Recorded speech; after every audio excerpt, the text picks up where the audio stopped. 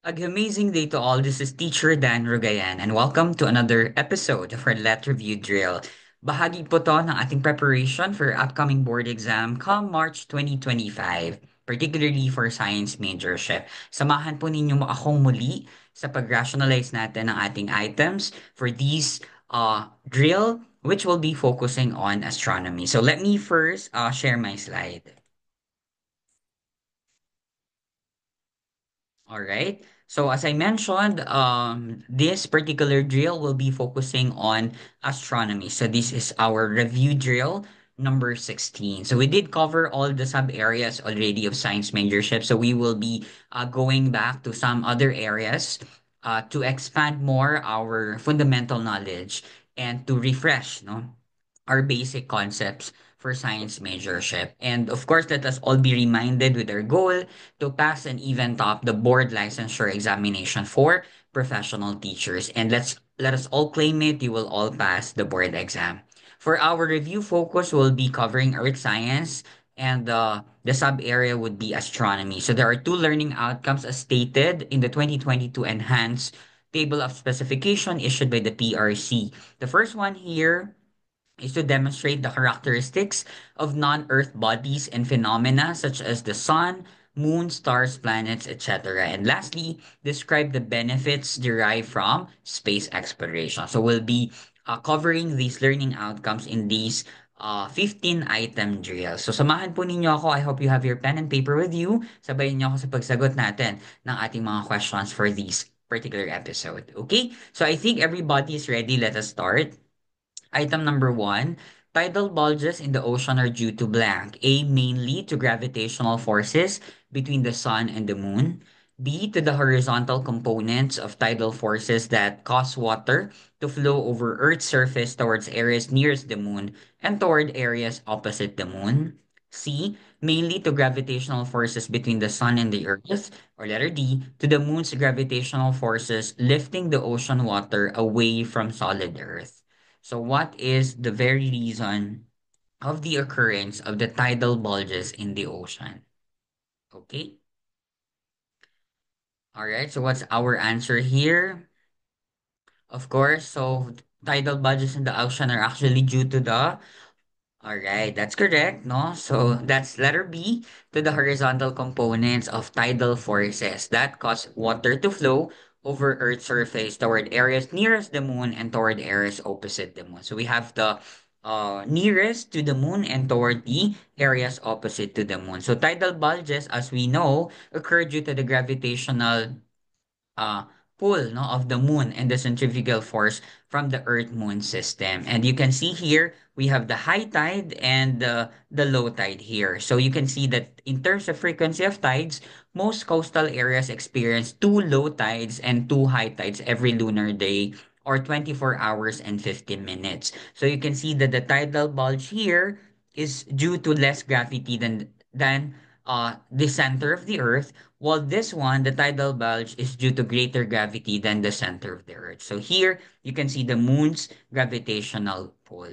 So we have here near to the moon's, no, gravitational pull, and of course, opposite to the moon's gravitational pull. So we have here the nearest point, and of course, the opposite point. So as the moon's position changes, two tidal bulges rotate around the Earth. These bulges represent high tides, while the corresponding flat sides here indicate the low tide. So we have here the high tide and the low high tide here. Okay? So next item, item number two, in about 12,000 years, the star Vega will be the North Star, not Polaris, because of Earth's blank. A. Precession, B. Titled axis, C. Recession, D. Uneven equinox. All right, so what is your answer here? Future top-notcher. So remember that our current North Star is called Polaris. And after a 26,000 year period, no, in about 12 years, 12,000 years from now, so it will point to Vega, no, star Vega. And that is because of the third motion of the Earth called, that's precession. Okay, so letter A, precession. So letter A is the correct answer. So here, no, the Earth rotates on its axis as we know, but has a slight wobble or oscillation. to be precise, like a spinning top, like this one. So this wobble takes approximately 26,000 years and has implications for how we view and measure the stars over a very long period. So 26,000 years ay napakatagal na panahon. So the process is known as precession of the equinoxes or actual precession. And remember that the tiltation of the Earth's axis is at 23.5 or 23 one half degrees. So it is now pointing currently in our North Star called Polaris, but after 26,000 years, it will point to another star called Vega.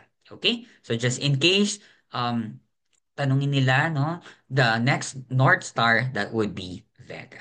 Okay? Item number three, if an astronomical light source is moving away from us, we observe blank. A sonic boom. B, a shift toward longer wavelengths.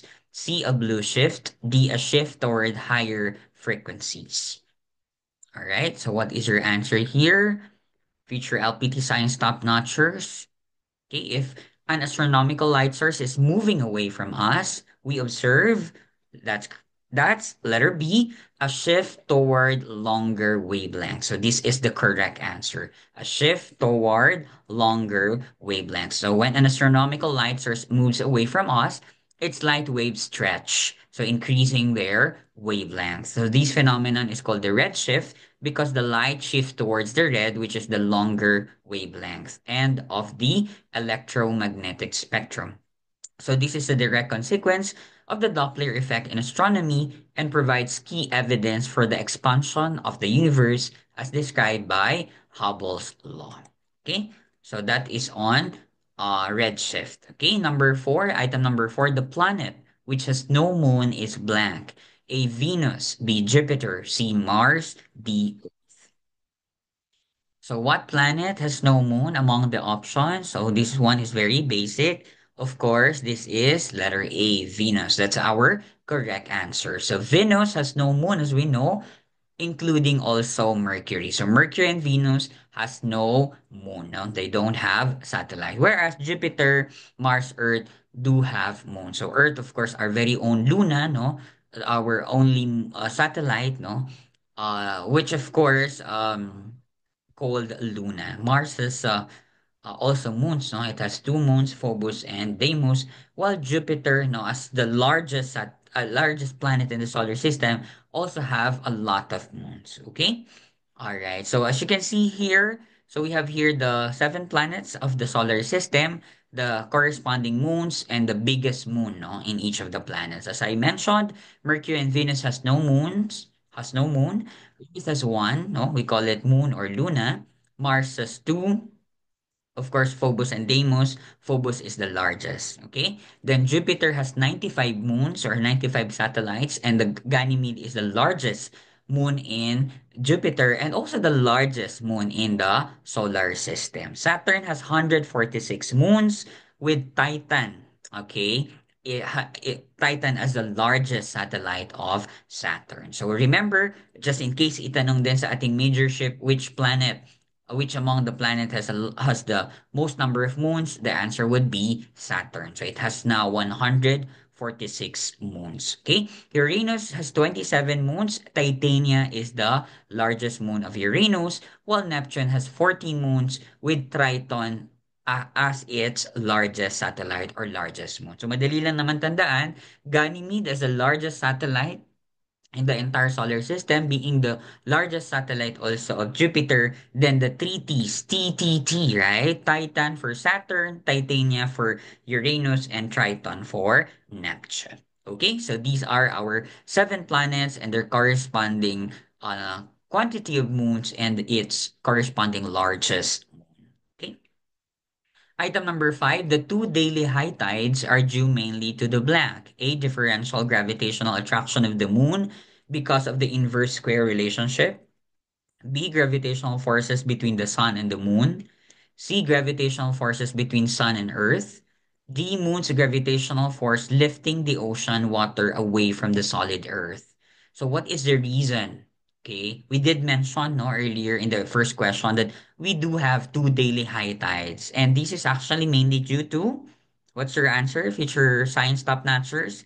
That's correct. Differential gravitational attraction of the moon because of the inverse square relationship. So this is the correct answer. All right. So here, the two daily high tides occur primarily due to the differential gravitational pull of the moon on Earth's oceans. And the moon's gravity pulls more strongly on the side of Earth facing it, creating a tidal bulge. So on the opposite side, a second bulge forms due to the inertia of Earth's movement and the weaker gravitational pull on that far side. So we have the nearest and the opposite point, as I mentioned earlier. And this effect follows the inverse square law, which states that the gravitational force decreases with the square of the distance. So since different parts of Earth are at slightly different distances from the moon, the variation in gravitational attraction causes the water to shift, resulting in two high tides and two low tides each day. Okay, so that is on the inverse square law. Okay, item number six, Hubble's law. A is sometimes referred to as the law of shifts. B indicates that the universe is not expanding. C is sometimes referred to as the law of redshifts. Or letter D relates the observed recessional velocity of a galaxy. So which is the best description of Hubble's law? Okay, so what is your answer, dear top-notchers? Of course, for Hubble's law, that is relates the observed recessional velocity of a galaxy. So this is the best description of the Hubble's law. So this is the correct answer. Remember that Hubble's law, also known as the Hubble-Lemaître law, states that the speed at which a galaxy is moving away from us, its recessional velocity, is directly proportional to its distance from Earth. So this means that the farther a galaxy is, the faster it is moving away or receding, which provides strong evidence for the expansion of our universe. So this is actually formulated or proposed by Edwin Hubble and George Lemaitre. Okay, so that is Hubble-Lemaître law. Okay, next item. Item number seven. The surfaces of the planet Mercury and our moon contain some very large craters that are most likely the result of blank. A. Large collapse caves. B. Asteroid impacts. C. Nuclear explosions. D. Giant lava flows. So what is the very reason why planet Mercury and even our lunar surface contain very large craters? Of course, the reason is that's correct. I mean, the correct answer is asteroid impacts. Okay, so letter B is the correct answer. It's asteroid impacts. Okay, why? Because of course you know very well that we don't. I mean, the planet Mercury and even the moon now has no atmosphere. So Mercury's surface resembles that of Earth's moon, scarred by many impact craters resulting from collisions with meteoroids and comets and asteroids. So craters and features in Mercury are named after famous deceased artists, musicians, or authors, including children's author Dr. Seuss and dance pioneer Alvin Ailey. Okay, so that's it is on the lunar surface. Okay, so item number eight, which was the Apollo mission with the first international space rendezvous or meeting. This was the first coordinated launch of two spacecraft from different countries. Okay, is it A, Apollo 21, B, Apollo 19, C, Apollo Schmidt, or letter D, Apollo Soyuz? Right? So which among the following is actually the first international space collaboration or international space rendezvous? Okay. So that is, of course, letter D, Apollo Soyuz project, not test project or mission. So this is the correct answer. Okay. So the Apollo Soyuz test project is the first international partnership in space. Okay, and it wasn't the International Space Station. Okay, it wasn't even the Shuttle Mir series of missions. So this project is the first international human space flight, and on July 15, 1975, an Apollo spacecraft launched carrying a crew of three and docked 2 days later on July 17 with a Soyuz spacecraft and its crew of two. Okay, so we have here the uh, astronauts from the US and of course cosmonauts, okay, from the Soviet crew. Okay, so this is the Apollo Soyuz test project, the first international partnership or rendezvous on space. Okay? Next item, item number 9. Which of the following is not a general feature of Moon's surface? A. Regolith, B. Terminator, C. Plains, D. Rays. Okay, so what is the correct answer? What is your answer? Feature top notchers. Not a general feature of moon surface, of course, that is Terminator. So Terminator is not a general feature of moon's surface. So you can see here, this is the Terminator. It's not a physical feature of the moon, but rather an imaginary line that separates the moon's illuminated day side from its dark side. No? So it is visible from Earth and shifts as the moon orbits. So, but it is not a surface feature like the other options. Okay. So regolith is a layer of loose fragmented rock and dust covering the moon's surface. So that is the regolith. While the plains, also known as the lunar maria, these are vast, dark, flat regions formed by ancient volcanic activity. So just in case matanong sa board exam, the vast, dark, flat regions, we call it the lunar marias or the plains. Now, while the rays are the bright streaks of ejected material, radiating from impact craters like those around the crater Tycho. Okay, so next item. Item number 10, the largest impact features on the moon are the blank. A. Plains, B. Maria, C. Craters, D. Rays. How do you call the largest impact features on the moon? So what is your answer here? Okay, of course, that is letter C, the craters. The craters is the correct answer. So the largest impact features on the moon are craters, which are formed by the collision of asteroids and comets with the lunar surface. You can see here an example of a crater. Okay, so since the moon has no atmosphere to burn up incoming objects, as compared to the Earth, where we have, of course, our atmosphere, its surface has remained heavily cratered for billions of years. And these are some of the most popular craters in the moon. So we have the South Pole Aitken Basin, one of the biggest known impact craters in the entire solar system, spanning about 2,500 kilometers in diameter. Tycho crater is another well-known impact crater with prominent rays, while Copernicus crater is a large and prominent impact crater visible from the Earth. So these are some of the moon's craters. Okay, so while plains are flat regions on the moon, often overlapping with craters, while Maria, as we mentioned earlier, are large, dark basaltic plains formed by ancient volcanic activity, covering about 16% of the moon's surface, while the rays are bright streaks of ejected material extending from impact craters. Okay? Item number 11, quasars. A are very large objects. B were first detected by radio telescopes. C are very small objects. Or letter D, exhibit blue shifts in their spectrum. So what are quasars? Okay, so what's the best description of quasars here? Of course, they were first detected by radio telescopes. So quasars are actually quasi-stellar radio sources, no? So extremely luminous and distant objects powered by supermassive black holes at the centers of galaxies. So they were first discovered in the 1950s using radio telescopes and later confirmed as optical sources with high red ships. So that's quasars, quasi-stellar radio sources. Okay, item number 12, the statement is true, is that the moon blank A revolves around the Earth in 31 days. B is the second brightest object in the sky. C has an appreciable magnetic field. D, surface gravity is 1/81 than of the Earth. Okay? So which statement is true about the moon, about our moon? Future top natures.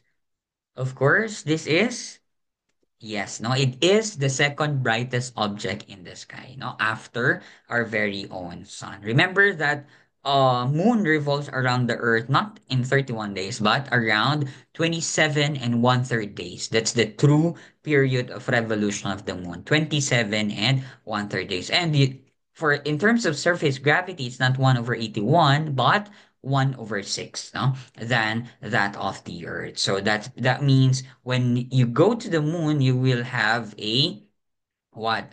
Lower weight, because weight has something to do with the pull of gravity. That's why if you have lower weight in the moon, and because it's only 1/6, no, its gravity, surface gravity is only 1/6 compared to that of the Earth, you can actually jump higher, no, in the moon. All right, so the moon is the second brightest object in the sky, as I mentioned, after the sun, because it reflects sunlight. So despite having no intrinsic light source, the moon's albedo or reflectivity allows it to shine brightly in the sky. Okay, so that's our moon, our very own Luna. Item number 13, early telescopes showed stars as only points of light, while the planets appeared to be much larger, providing evidence that stars must blank. A. Be much farther from Earth than planets. B. Travel in elliptical orbits like planets. C. Reflect much more light than planets. Or letter D. Be more plentiful in our solar system than planets. So what is your answer here? Okay, future top notchers. Okay, so what's the answer here? All right. Of course, this is yes, of course, no. So that is letter A. So, well, the planets appeared to be much larger, providing evidence that stars must be much farther from Earth than planets. So letter A is the correct answer.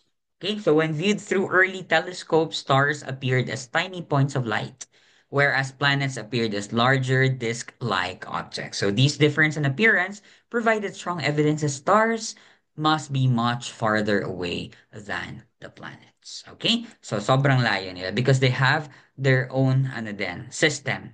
In our case, our very own star is, of course, the sun, which is a G2 star, which is colored yellow. Okay? So, here are some of the most, or what I mean, nearest stars, no? In our solar system. So, we have Proxima Centauri, that's 4.24 light years from Earth, no? That's its distance from Earth. The star type is red dwarf, M-type siya. Closest known star to the sun, has an exoplanet Proxima b in the habitable zone. While Alpha Centauri A, 4.37 light years, sun-like siya, G-type din siya, like our star G2, part of the Alpha Centauri triple star system. The Alpha Centauri B, 4.37 light years, orange dwarf, K-type man to, slightly dimmer than the sun. Barnard star, 5.96 light years, another red dwarf M-type, has the highest proper motion of any star, moving rapidly across the sky. While Laman 16 or WISE 1049-5319 is 6.5 light years away from the Earth, it's a brown dwarf pair and closest known brown dwarf system. So these are some of the nearest or most proximate stars in our solar system, no? Near our very own sun. Okay? So item number 14. The outer boundary of the solar system is thought to be as much as blank astronomical units from the sun. A 100,000, B 10,000, C 75,000, D 40,000. Okay? What is the AU or astronomical units of the outer boundary of the solar system? What's your answer, future top notchers? Of course, this is letter A, 100,000, as much as 100,000 AU, right? So one astronomical unit or AU is the distance between Earth and the Sun, which is roughly 93 million miles. So the outer edge of the Oort cloud is hypothesized to be 10,000 AU and 100,000 AU. So as much as 100,000 AU from the sun, which is somewhere between one quarter and halfway between the sun and the nearest star. So that is 10,000, 100,000 AU. So as much as 100,000 AU. Okay. So item number 15, last number as a fraction. Compared to the Earth, how much would an astronaut weigh on the moon? A 1/2, B 1/6, C 1/10, D 181. Okay. So I did mention this, no, earlier. So you know the answer already. Of course, that's letter B. That's correct. No. So this is the correct answer. So 1/6 or 1/6. So this is compared, no, to the gravity of the Earth. Only the surface gravity of the moon is only 1/6 than that of the, okay. So the moon's gravity is about one-sixth the strength of Earth's gravity. This means an astronaut would weigh only one-sixth of their Earth weight while on the moon. So the moon is about 1 of 81 over 81 the mass of Earth, but its smaller radius results in a surface gravity about 16.5% or one-sixth of Earth's gravity. So 1 over 81 is the mass, while the 1 over 6 is the surface gravity. Okay? So let's have one sample problem here, sample calculation. So if an astronaut weighs 180 pounds or 82 kilograms on Earth, their weight on the moon would be, no, in terms of pounds, no, ilan kaya yan? So that's one-sixth, no, multiplied by 180 pounds. So that would be 30 pounds. Okay, so that is the correct answer. You just have to multiply 1 over 6 times 180. That's 30. That's 180 divided by 6. So that is 30 pounds. Okay, so I think that's the last question. So yeah, so it's another prolific drill. Hopefully you learned something new in our drill and let me know in the comment section how many did you get now out of 15 items. So laban, papasa tayo no, dear LPT top notchers, dear future LPT science majors. So watch out po sa ating mga uh, upcoming review drills in our science majorship. So you can actually check some of our previous drills in our YouTube channel, Teacher Dan Rogayan. So maraming salamat po till our next video.